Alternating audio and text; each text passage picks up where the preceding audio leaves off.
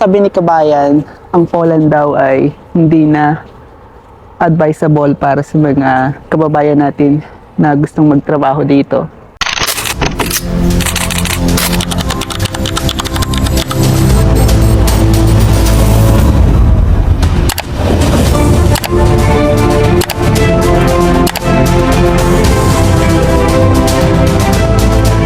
Nahirapan siya, na-disappoint siguro sa pag-apply papunta dito sa Poland. Kaya sabi niya hindi daw advisable ang Poland na mag-apply sa ngayon. Yun yung opinion niya na kinakailangan nating irespeto.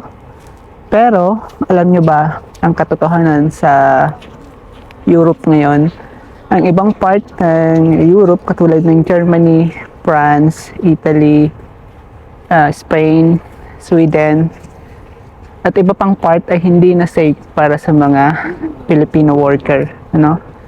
So isang tips ko lang sa inyo yan, baka sa pagpunta nyo sa ibang part ng Europe, katulad ng Frankfurt, Germany, so tinatawag siya ngayong like a zombie city, ano? Or dahil talamak yung mga gumagamit ng ipinagbabawal na gamot, like harap-harapan. Ano, kumbaga mayroong isang street daw doon, or nakita ko sa YouTube din, chinek ko, which is totoo nga, na talagang talamak yung gamitan. Maraming mga crime na nagaganap dahil nga sa droga, ano? Dahil sa droga. So kaya doon sa comment ni Kabayan, kasi nga na-disappoint siguro siya, naghintay siya ng sobrang tagal sa application niya, pero ang ending ay na-denied. So syempre, sayang yung oras, sayang yung pera, yung panahon. Syempre, naiintindihan natin yung opinion niya, pero hindi niya naiintindihan yung sitwasyon ng safety dito sa Europe sa ngayon. Especially sa ngayon, kung nakikita nyo, kaliwat kanan sa iba't ibang bansa yung pagtaas ng bandera, yung paggawa ng mga rally or ng mga protest, dahil ayaw nila sa mga illegal migrant. Yan lang naman yung pinaglalaban ng Europe ngayon, mga kababayan. Kahit humihigpit at naghihirap yung pag-apply natin sa Poland, or yung pag-apply ng iba nating mga kababayan, syempre, na nagnanais makapunta dito sa Poland. Kaya sana ay maintindihan niya ng iba nating kababayan, ano? Kaya tumatagal yung application ninyo, hindi dahil ayaw ng Poland o ayaw ng gobyerno. May proseso dahil ayaw nila ng illegal. Ano? Ayaw nila yung pupunta ka lang dito, magiging tourist ka, tapos maghahanap ka ng trabaho. Or pupunta ka ng Poland, student yung visa mo, pero magtatrabaho ka. So sa panahon ngayon ay hindi na pupwede yan. Before, yes, magagawa nyo yan nung hindi pa ganon kahigpit ang Poland. Pero sa mga panahong ito, sorry, medyo sa katotohanan ay yan na po talaga. Kumbaga ayaw na nila yung kung ang visa mo ay student, tourist, ayaw nila na magtatrabaho ka dito. So kinakailangan mo mag-apply ng working visa.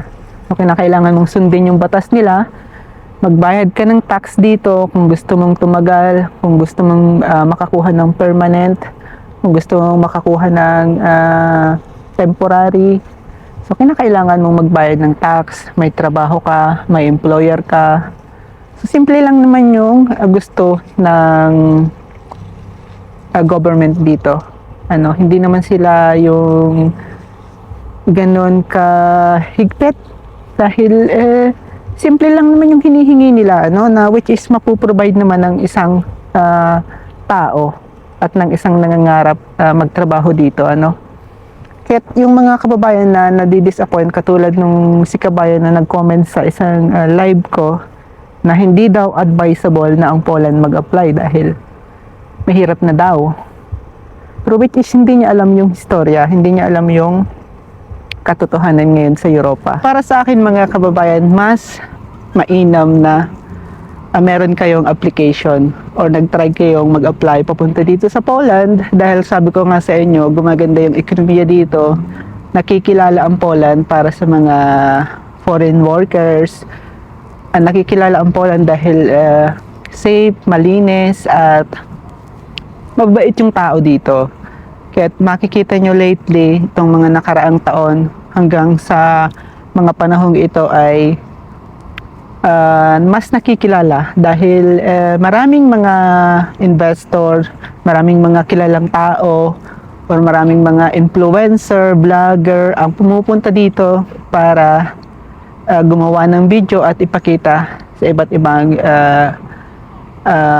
bansa na ang Poland ay maganda, malinis, at karapat-dapat na magtrabaho dito. So bilang isang worker, syempre dito, bilang isang Pilipino, so ako na yung nagsasabi sa inyo na for me, ang Poland ay advisable para sa mga foreign worker, para sa mga kababayan ko na nagnanais makapunta dito at magtrabaho. So although may proseso na kinakailangan nating irespeto at kinakailangan din nating irespeto yung kultura. Yan lang naman yung hinihingi nila. Yan naman talaga yung pinakang basic na hinihingi ng mga mamamayan dito. Kahit na anong religious mo, basta mag-apply ka ng na ayon sa batas nila, sinusunod mo yung batas nila, so tanggap ka nila dito. Pero kung pupunta ka lang dito, manghihingi at magiging isang refugee, so wala kang lugar dito. Hindi ka tatagal dito, papalayasin ka nila at tuturing ka nilang kaaway. So yan lang naman. So kinakailangan yung tandaan yan. So although wala namang mga Pilipino pa akong nababalitaan na nagiging homeless dito or nagiging refugee, kahit na sa ibang Asian, wala pa akong nakikita or wala pa akong nababalitaan. Ang Poland kasi ay part ng European Union. Sinasabi ko nga sa inyo, may proseso yan. Hindi lang naman yung Polish government yung mag-check niyan. Siyempre magkakaroon din kayo ng data sa European Union dahil magta-travel din kayo for the future, siyempre sa Schengen country once na makapunta kayo dito at tumagal kayo dito. Kaya yung data ninyo nakasave yan sa Poland at Polish government, siyempre yung kinakailangan nating maging patient, kasi sila yung magbibigay ng stay permit dito sa Poland or yung ating permanent resident or temporary residents. Or kahit na yung working permit natin at visa, sila yung magbibigay kung dito ka mag-a-apply sa Poland. Siyempre kung mag-a-apply ka sa Germany, sa France, sa Italy, siyempre sila yung magbibigay ng visa ninyo. Pero sabi ko nga sa inyo, dahil ang Poland ay kabilang sa European Union, so kinakailangan nilang sundin din yung procedure ng European Union. Hindi lang naman yung Polish government, so kinakailangan din nilang i-submit, so although nagkakaroon ng dayaan sa ganyan nung mga nakaraang taon, nagkakaroon ng bintahan, nabalitaan ko yan, nagkaroon ng bintahan or nabili ni kabayan yung visa niya bilang isang student, student daw dito sa Poland, pero ang ending ay nagtrabaho. So hindi lang naman si kabayan, yung mga African din, ganun din yung ginawa. Yung mga ibang part ng Europe na gustong makapasok nga dito, yung ibang part ng Middle East na gustong makapasok dito, kasi nga once na nandito ka na sa Poland, for sure makakatalon ka na sa ibang part ng Europe kung ayaw mo na sa Poland. So ganun lang naman kasimple, kabayan. Kaya sinasala talaga yan, hindi yan ganun kadali. Talagang chine-check yung bawat detalye, chine-check yung bawat information natin, kung meron tayong contact sa ibang lugar, kung ano yung gagawin natin dito sa Poland, kung ano yung purpose ng visit natin dito. So sana maintindihan ninyo yan, kaya tumatagal yung proseso, hindi lang dahil ayaw ng government, hindi lang dahil tumaas yung qualification, tumataas yung qualification dahil nagiging in demand sila. Kaya ngayon pa lang mag-apply na kayo. Mas maganda yung may application na kayo kaysa maghihintay pa kayo ng 1 year, 2 years, 3 years bago kayo mag-apply papunta ng Poland. Ito ay mga paalala ko lang sa inyo kung talagang pinapangarap nyo syempre ang magtrabaho dito sa Poland. Especially sa mga panahong ito. At kung napanood mo tong video na to, hopefully ay magkaroon ka ng lakas ng loob para mag-start at ipagpatuloy yung pinapangarap mo na makapagtrabaho dito sa Poland. So bilang isang OFW dito for 5 years, ay masasabi ko sa inyo na worth it naman yung pagtitiyaga ko dito.